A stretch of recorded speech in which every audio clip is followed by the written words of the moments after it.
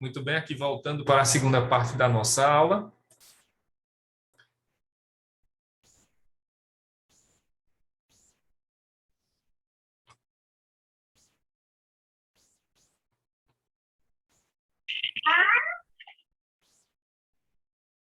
Então, falei aqui sobre as duas primeiras espécies, né? As duas espécies em geral do Ponce de Miranda. Regras bastantes em si, regras não bastantes em si. Até agora, alguma dúvida sobre essas duas espécies? Sobre o que eu falei até agora do Ponce?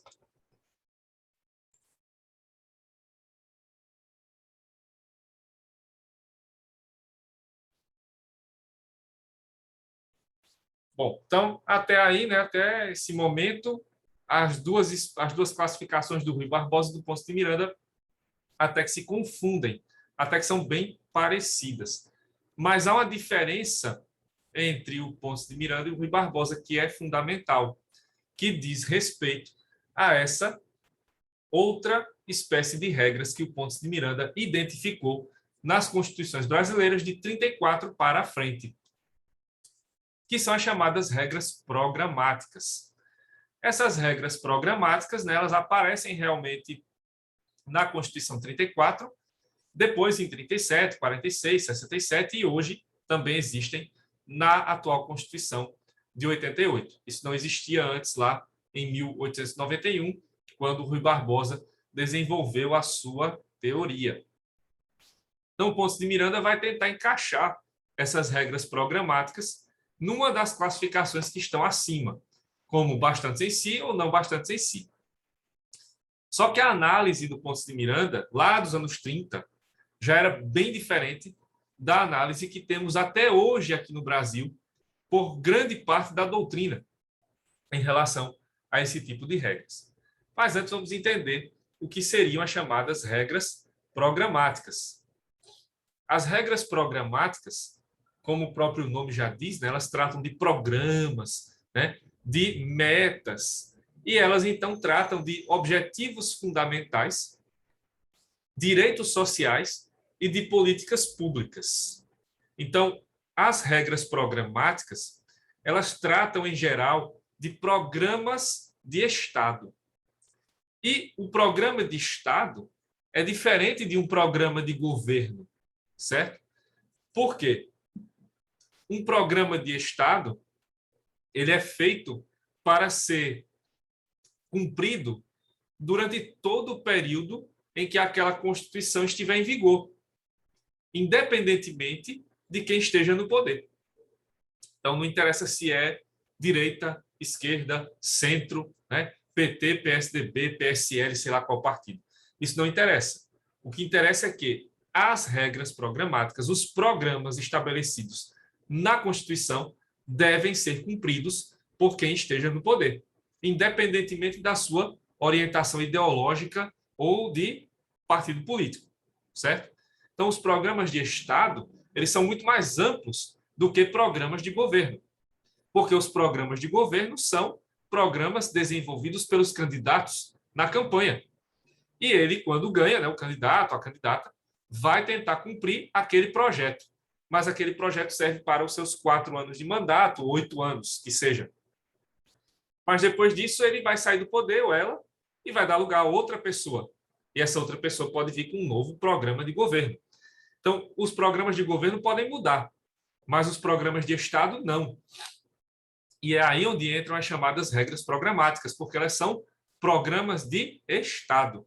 Elas tratam dos objetivos fundamentais do país, né, que estão lá no comecinho da Constituição. Elas tratam dos direitos sociais, que a gente conhece aí vários: educação, saúde, moradia, transporte, lazer, né, etc., etc., que fazem parte do mantra dos candidatos, né? Toda eleição, os candidatos vão lá falar que vão trazer mais saúde, mais educação, e nunca trazem, ou quando trazem algo bem, né, ainda rasteiro, em sua grande maioria. Dificilmente temos aqui políticos realmente comprometidos com esses projetos. Isso quando tem, né? Porque tem pessoas que foram eleitas aí sem projeto nenhum, né? Só com a falácia, né, deles e com a lábia que iam ali fazendo, né? Então, dessa forma que chegaram ao poder. E, claro, se não tem projeto, não tem governo. E aí você vê o país, né, fora dos trilhos. Não só o país, mas o Estado, a cidade, porque isso vale para todas as esferas de governo. E trata também, claro, das políticas públicas, que são aí o motor principal do desenvolvimento do país, né? Porque não dá para um país se desenvolver sem ter políticas públicas adequadas. Então, nesse sentido, temos aí as chamadas regras programáticas, que são programas, que são metas para o futuro. Mas que futuro é esse? É o futuro próximo ou é o futuro distante? E se essas metas não forem cumpridas, o que fazer? Né? O político, o governante, vai ter responsabilidade pelos seus atos? Ou ele pode só dizer, olha, eu não consegui, faz parte, e passa para outro, e não acontece nada? Bom, o Pontes de Miranda, desde o início dessa análise dele, lá pelos anos 30 do século passado, já se vão quase 100 anos disso, o Pontes já lembrava que os políticos são responsáveis, ou devem ser responsáveis, pelos seus atos e também pelas suas omissões. Então, quando a Constituição prevê, né, regras programáticas, não está prevendo ali uma carta de boas intenções, está prevendo um conjunto de obrigações que o político deve executar. É o político que esteja no poder. Claro que ele vai poder executar mais ou menos. Agora, ele não pode simplesmente deixar de executar. Ele não pode simplesmente esquecer o programa e dizer, eu não tenho dinheiro, né? Eu não tenho dinheiro. A crise veio, eu não tenho dinheiro para nada. Não, isso não é desculpa, né? Então, o político tem responsabilidade por esses atos, tem responsabilidade pelas suas omissões e, se descumpre essas metas, deve ser punido. Essa era a ideia que o Pontes de Miranda já tinha lá atrás, nos anos 30 do século passado. Mas até hoje você vê em várias esferas de governo, de debates políticos e também aqui no direito, ainda hoje tem autores dizendo, não, isso não é obrigação, isso é uma questão para ser desenvolvida no futuro, se houver condições, se houver disponibilidade financeira para isso. Isso acaba tirando dos governantes a sua responsabilidade, né? E a falta, né, a ausência desses programas afeta quem mais precisa deles, que são as pessoas mais pobres.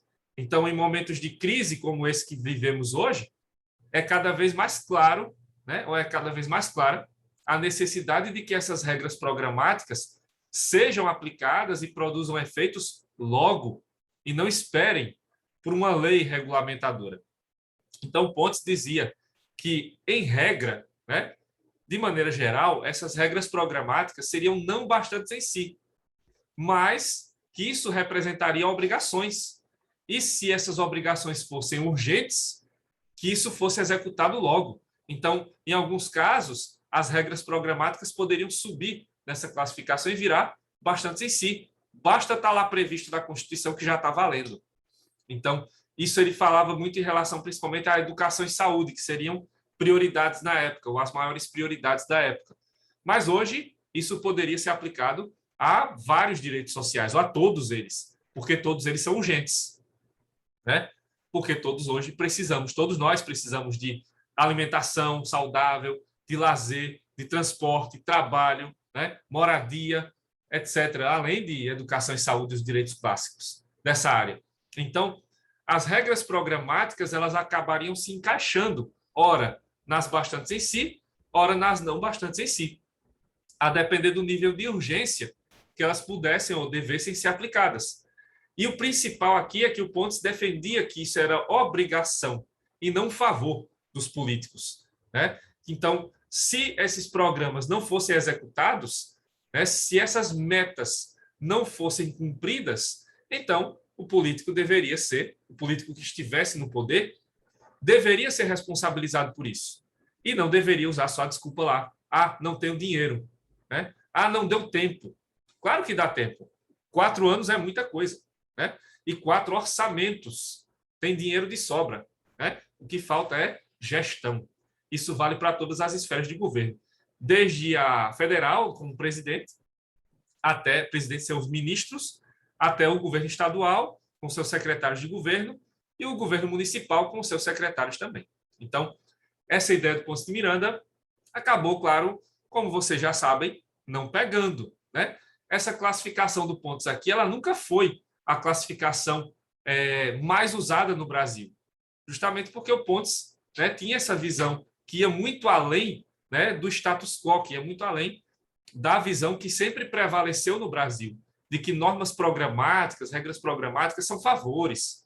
Isso vai ser feito se der no futuro. E que futuro é esse? Sabe lá Deus quando será, né? Então, no Brasil, sempre vai se empurrando com a barriga, né?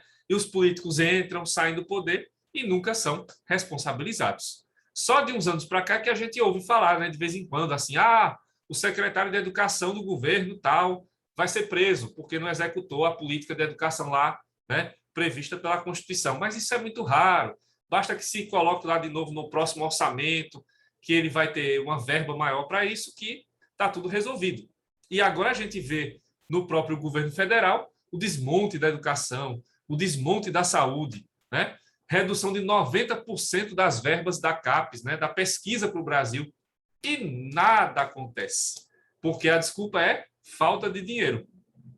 Mas dinheiro não falta para comprar leite condensado, para viagens aqui e acolá, para fazer, né, motociatas, isso aí não tem problema. Fora os altos salários que todos estão recebendo lá e ninguém fala nada. Fora os outros altos salários que já recebiam a título de aposentadoria, né, de outros rendimentos. É uma série de coisas que acontece aí, né, de falcatruas que não se fala nada, né? Mas também hoje é outro governo, é outro país, né? É outro modelo de país. Então, para muita gente, esse é o modelo ideal, né? Sabe-se lá se realmente é ideal para todos, né? Então, o Ponce de Miranda, já nos anos 30 do século passado, previa essa possibilidade de responsabilização dos governantes, mas hoje, 2021, não se trata disso ainda da maneira séria que deveria ser tratada. Por isso, temos aí, né, até hoje, essa dificuldade aqui no Brasil de se executar os programas que estão previstos na Constituição, que são coisas simples e que deveriam beneficiar principalmente a vida de quem mais necessita, que são as pessoas mais pobres, as desprovidas de dinheiro, as desprovidas dessas políticas públicas, que poderiam atendê-las muito melhor se funcionassem, se tivessem aí, se contassem, né, com a seriedade dos governantes, dos seus chefes de governo e dos seus assessores, né, ministros, secretários, etc. Certo, gente? Então, essa é a ideia, né? Essa era a ideia do Ponce de Miranda sobre as regras programáticas, né? Como eu disse, essa classificação nunca foi a mais usada no Brasil, ela sempre ficou ali, né? Sendo lembrada aqui em Alagoas, né? Porque é a terra do Pontes, Pernambuco, que estuda também essa teoria do Pontes, em várias áreas, o Rio de Janeiro, porque o Pontes morou lá, então há uma certa influência dele por lá, São Paulo, às vezes, se menciona em alguma universidade, mas não passa muito disso, né? Mas como estamos em Alagoas, não poderia deixar de falar dessa influência marcante desse autor maravilhoso aí, o Ponce de Miranda, né, que eu admiro bastante. Não virei seguidor dele, né, mas eu gosto muito da obra do Pontes e, inclusive, usei lá na minha dissertação de mestrado alguns apontamentos dele que foram importantes. Ô, professor, Cedrinho, só uma observação, né? Da colocação que o senhor fez, que os políticos que estão hoje, o governo que está hoje, na atual conjuntura, foi eleito pelo povo, né? No voto democrático, no direito democrático do voto, não é verdade? Esse detalhe, né? Aí também tem a questão, né? Aí é um problema que me permita. Detalhe não. É o legítimo voto, como a gente diz assim, num linguagem bem popular, a voz do povo é a voz de Deus, né? Então, assim, nem sei. Concordo em partes que o senhor está dizendo, por isso que eu disse assim, né? No dito popular. Mas o governo foi eleito pelo povo. Eu não sou nem A nem B. Eu não tenho partido político. Mas, assim, foi eleito pelo povo, né? Como todos os outros, né? Como todos os outros. Exatamente. Essa é a questão. Então, cabe aí ao povo decidir no próximo ano se quer continuar assim ou se quer mudar. Né? É verdade. Está certíssimo, senhor. Mas que a crise veio e está aí, né? Está na nossa porta, está batendo na nossa porta. Então, resta ao povo decidir o que quer. né? Verdade. Lembrando desses detalhes importantes que a gente está vendo aqui, né? Que agora vocês estão conhecedores cada vez mais da importância do direito constitucional e da Constituição, né? Agora fica ainda mais importante essa atuação de vocês também como elementos aí de conscientização, né? Porque é um problema que se retroalimenta no Brasil. Se não há educação, não há a possibilidade de libertação, né? Porque só dá para se libertar dessas amarras pelo conhecimento. Se não há conhecimento, então o que fazer, né? As pessoas ficam ali sempre condicionadas a essas correntes aí de alienação que vão aparecendo uma hora ou outra no país. E de vez em quando vão elegendo pessoas achando que são salvadores da pátria. Uma coisa que a gente precisa deixar aqui no Brasil é de ter essa visão de que um político é um salvador da pátria. Ele é um ser humano como qualquer outro. Então não tem nenhum político que vai salvar a pátria. Não dá para salvar uma pátria em 4 anos. É impossível para qualquer político, né? Então, não dá para vir com esse pensamento para votar. Tem que pensar de maneira muito mais voltada para os interesses em geral, da coletividade, do povo, né? De nós mesmos também, claro. Não podemos esquecer disso. Bom,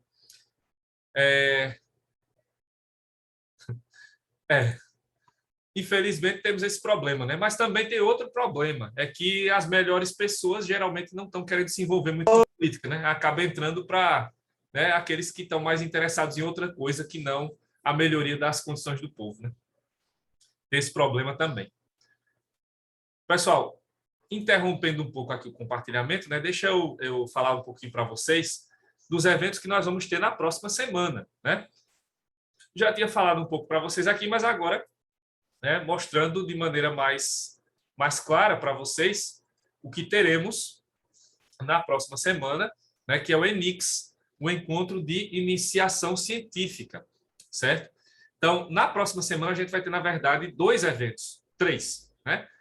O ENICS, o Encontro de Iniciação Científica, o Simpósio de Pesquisa Docente, que é o SIMPEDS, são os 2 eventos que eu organizo pela coordenação de pesquisa, e a Semana de Direitos Humanos. Então, na próxima semana vai ter evento na segunda-feira, manhã e noite, terça-feira, manhã, tarde e noite, quarta-feira à tarde, manhã e noite não, quinta-feira à noite, sexta-feira à noite.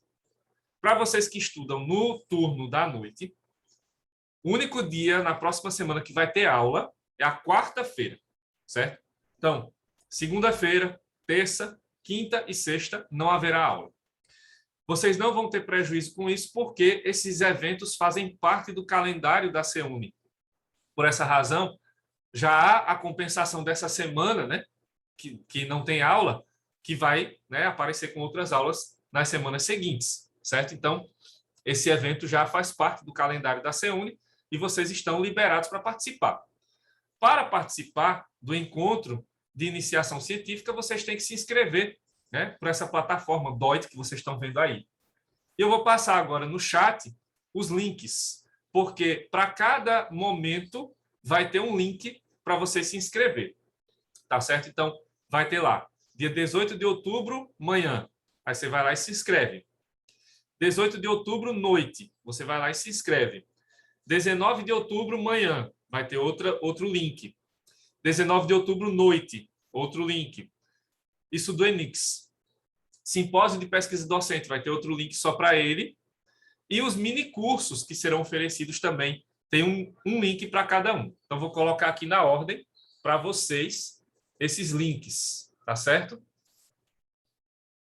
Quem já se inscreveu, maravilha, né? Quem não se inscreveu ainda, vai lá e se inscreve, tá? É bem fácil. É de graça, como foi ano passado, e a transmissão vai ser feita ao vivo pelo canal da CEUNI no YouTube, o ENICS, né?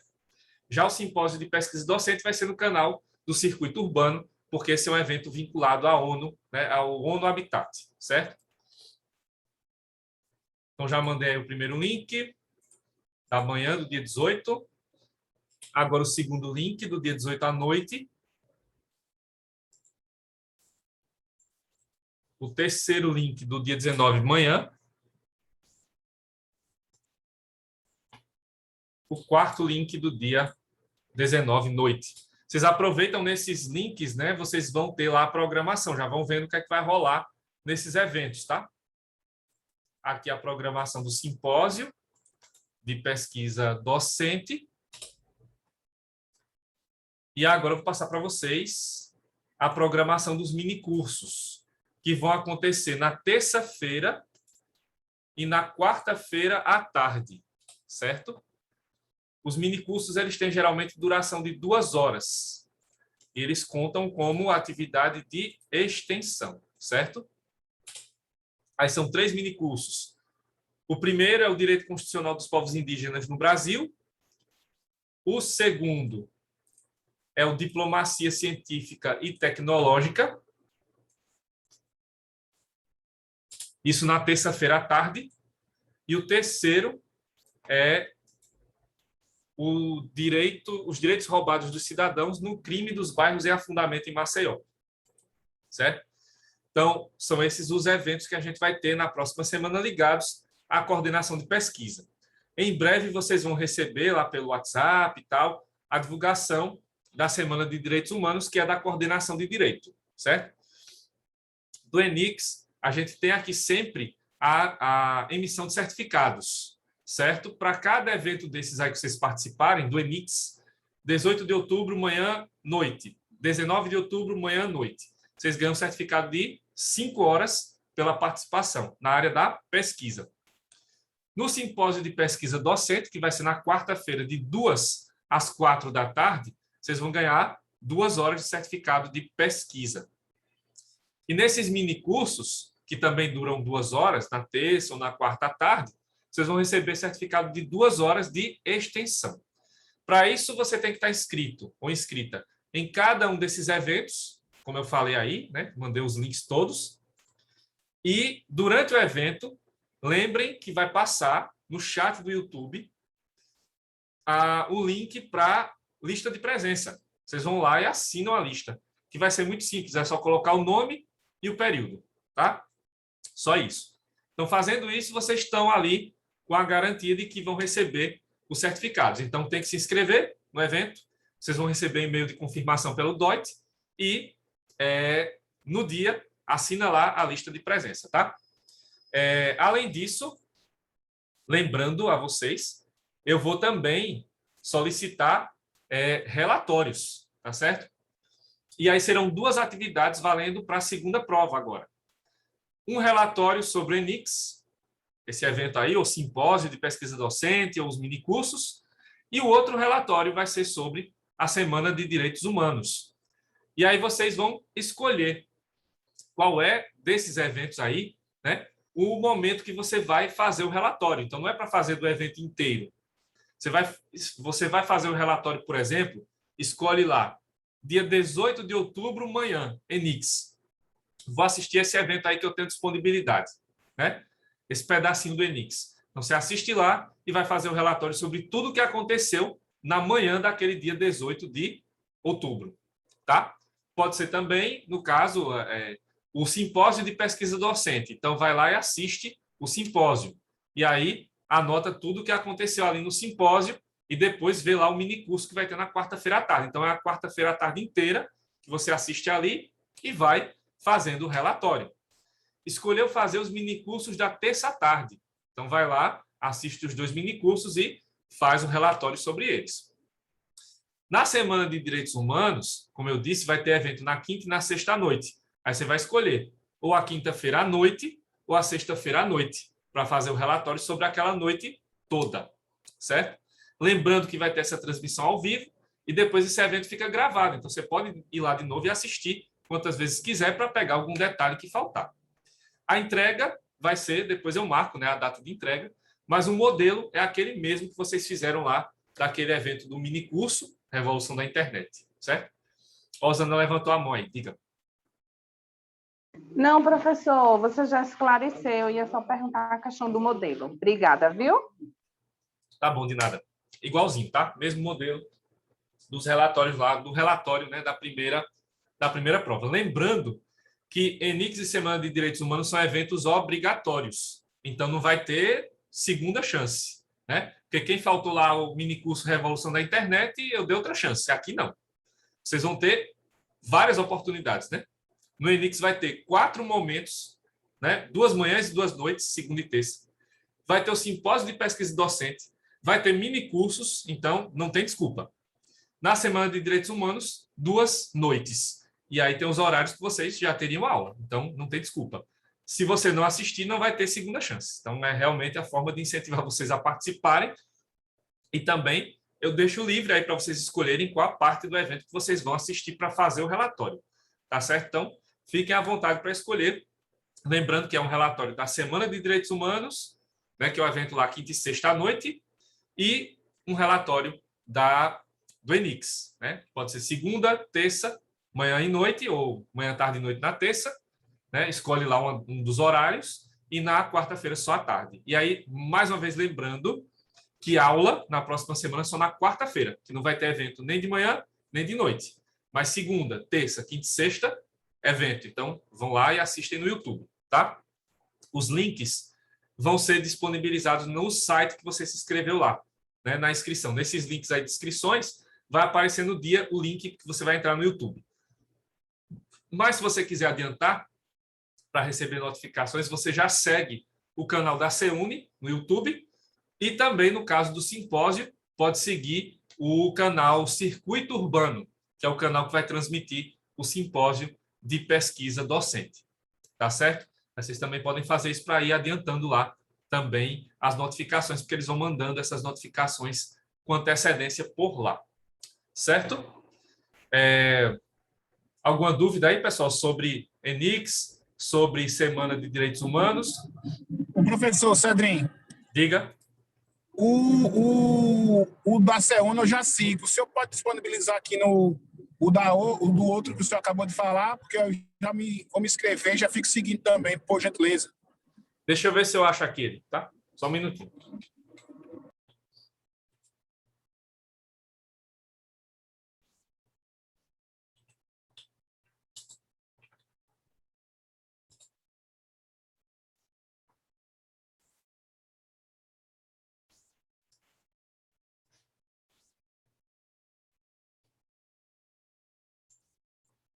Pronto, já achei aqui, vou disponibilizar para vocês o link do canal do Circuito Urbano. É só se inscrever lá, colocar o sininho da notificação que vocês vão receber. Está tendo evento lá todo dia, porque o Circuito Urbano dura o mês inteiro, né? Mas o nosso é 20 de outubro, 14 horas. Aí vocês vão receber também a notificação dele lá, certo? E também acompanha lá a rede social, né? O nosso Instagram da Coordenação de Pesquisa, o Instagram da CEUNE mesmo, né? Porque lá vão aparecer as informações. Já está divulgado o Circuito Urbano, né? O simpósio, e os outros eventos vão ser divulgados aí de amanhã para frente, certo? Então vão lá se inscrevendo para adiantar já as inscrições e tudo mais, tá bom? Aí só lembrando, então, próxima semana não tem aula de constitucional, porque vai ter os eventos, né? Terça-feira, quinta-feira à noite, e aí a dedicação é total a eles. Então, no lugar de assistir a aula, vocês vão estar liberados para assistir o evento, tá? E aí depois vocês vão ter essas aulas compensadas. Relatório de cada evento, isso, né? Um relatório para o ENIX, um relatório para a Semana de Direitos Humanos. E aí você vai escolher qual dia lá que você vai assistir, né, do ENIX, qual dia você vai assistir da Semana de Direitos Humanos para o relatório, tá?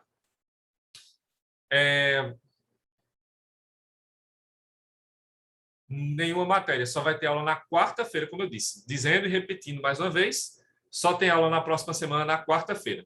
Segunda, terça, quinta e sexta não tem aula, que é liberando vocês para assistir os eventos, tá certo? E aí, outra coisa que eu queria combinar com vocês é a data da reposição da aula da semana passada, que eu não dei. Tem algum dia aí que vocês têm livre? Alguma aula que está vaga? Como é que está a situação de vocês aí?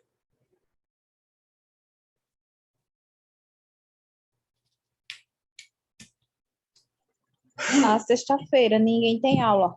Quer dizer, à noite, né? Porque é a AD. Ah, entendi. Mas se tiver uma aula de constitucional na sexta, atrapalha a EAD? Como é que funciona isso? Eu não sei. Para mim, não. Tá. Então, a gente poderia ver o dia 23 de outubro. Não, 22, perdão, que é uma sexta. Confundi aqui no calendário. Dia 22 de outubro. Ah, é a próxima semana? Não, não. 29 de outubro. Poderia ser? O que é que vocês acham?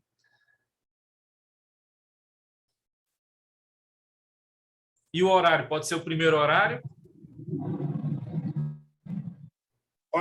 Por mim, pode ser, primeiro horário. Pronto, então vamos deixar marcado dia 29 de outubro, às 18h40. Beleza? Combinado, professor. Pronto. Ok, professor. Então, marcada é a nossa reposição dessa aula para o dia 29 de outubro, às 18h40. O primeiro horário, né? De 18h40 até 8h20, depois vocês estão liberados, certo?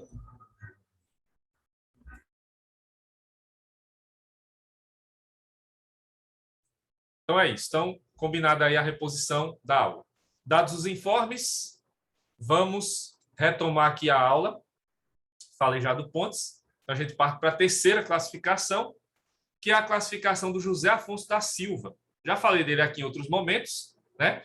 Aí, a foto dele para vocês lembrarem quem é o José Afonso, né? Que foi por muitos anos ali professor da USP. E a obra principal do José Afonso para esse assunto específico foi essa aí, ó. O livro chamado Aplicabilidade das Normas Constitucionais. Certo? Esse foi o livro que impulsionou essa teoria que a gente vai ver aqui. O José Afonso da Silva vai usar a classificação dele com base na teoria de um autor italiano chamado Vézio Crisafulli. Certo? Vézio Crisafulli desenvolveu essa teoria lá na Itália, logo depois da Segunda Guerra Mundial. O José Afonso da Silva estudou essa teoria e trouxe para o Brasil, mas diferente do Rui Barbosa, não copiou a teoria. Ele viu essa teoria, achou interessante e adaptou essa teoria para o caso brasileiro. O José Afonso desenvolveu essa teoria ali pelo final dos anos 80, então ainda pegou o final da Constituição da ditadura militar, mas ela ficou mais famosa, claro, já durante a Constituição de 88. Então ela serviu de base, né, para a interpretação ali nos primeiros anos, nas primeiras décadas da Constituição de 88. E vai ser essa teoria do José Afonso da Silva que vai, de certa maneira, né, dar uma superada na teoria do Rui Barbosa. Então, depois que aparece essa visão do José Afonso da Silva, a teoria do Rui Barbosa foi esquecida, né? Não foi completamente esquecida, mas ela fica em segundo plano, né? Porque essa teoria passa a ser a mais usada. Então, até hoje, né, a visão do José Afonso da Silva é a mais utilizada no direito brasileiro, claro que passa por algumas críticas, mas é a teoria mais usada até hoje. E o que essa teoria do José Afonso vai ter, né, diferente em relação às outras que a gente viu até agora, é que aqui não tem duas espécies de normas constitucionais, mas tem três, né? Uma delas que é a invenção própria do José Afonso da Silva. Então, aqui você vai ter as chamadas normas de eficácia plena, né? As normas de eficácia contida, que são a invenção do José Afonso própria, e as normas de eficácia limitada, né? Mas aqui eu simplifiquei, porque, na verdade, o José Afonso dá uma ampliada nessas espécies. Então, ele vai dizer que você tem aqui, no primeiro caso, normas de eficácia plena e aplicabilidade direta, imediata e integral. Já na segunda espécie, normas de eficácia contida e aplicabilidade direta e imediata, mas não integral. Na terceira, normas de eficácia limitada e aplicabilidade diferida, indireta, mediata e reduzida. Então, aí, com base nesses conceitos, é que o José Afonso vai definindo, né, qual é o alcance dessas normas, certo? Então, falando aqui, voltando, né, para falar da primeira espécie, temos, então, as normas de eficácia plena e aplicabilidade direta, imediata e integral. Vamos entender, então, o que significa cada uma dessas expressões, porque é isso que vai fazer entender, né, como funciona a teoria ou a classificação do José Afonso da Silva.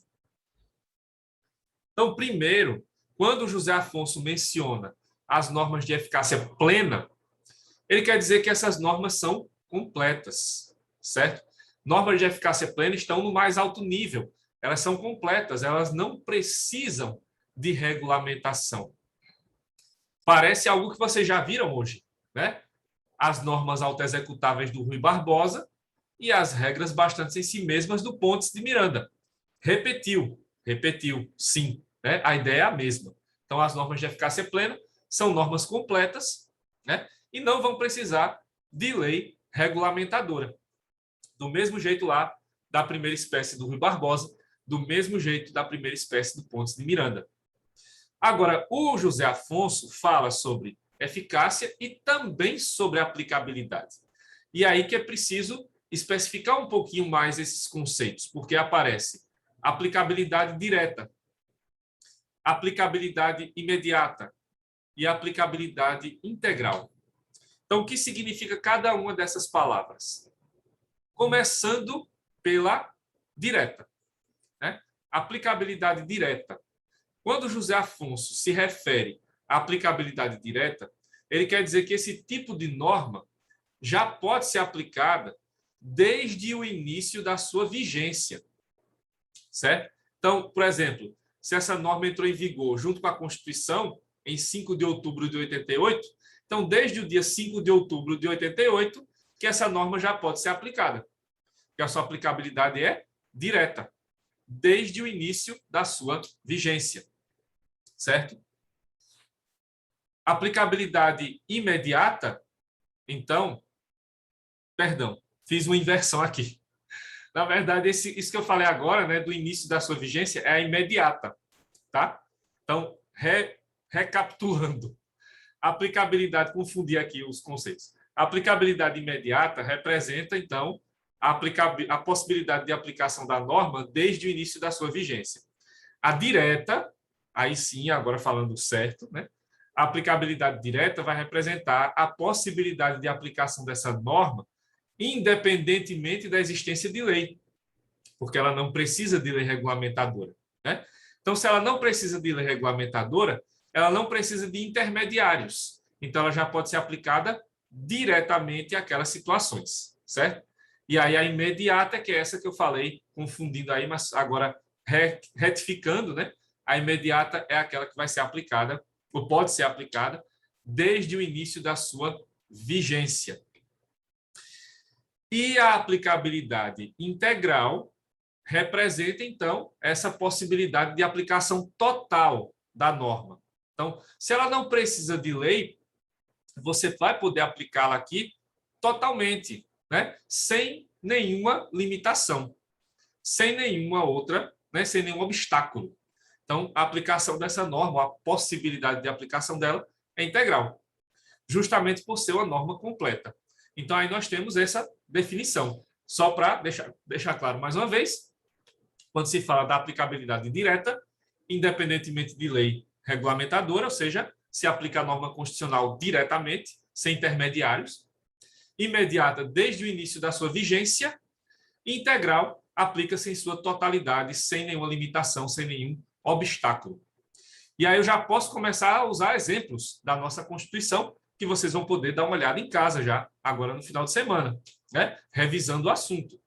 Tem aí o artigo 5º, parágrafo 1º, tem o artigo 5º, inciso 1, inciso 2, inciso 10. Geralmente as normas do artigo 5º entram como eficácia plena, geralmente, nem todas, né? O artigo 7º, inciso 7º, e o artigo 21. E uma dica, né, que representa também esse tipo de norma, né, eficácia plena e tal, geralmente se há no seu texto, né, na norma constitucional, dizendo assim, esse direito vai ser executado dessa forma, ou nos termos desta Constituição. Então, essa é uma norma de eficácia plena, porque quando há a referência aos termos da Constituição, então, o conteúdo dessa norma vai ser completado dentro da própria Constituição e não por uma lei externa de fora, certo? Vou ter que interromper, né? Vou ter que encerrar a aula, porque falta menos de 1 minuto aqui para acabar. Então, pessoal, bom fim de semana e a gente se vê a partir de segunda lá no Enix, tá bom? A gente se vê lá, boa noite, bom fim de semana.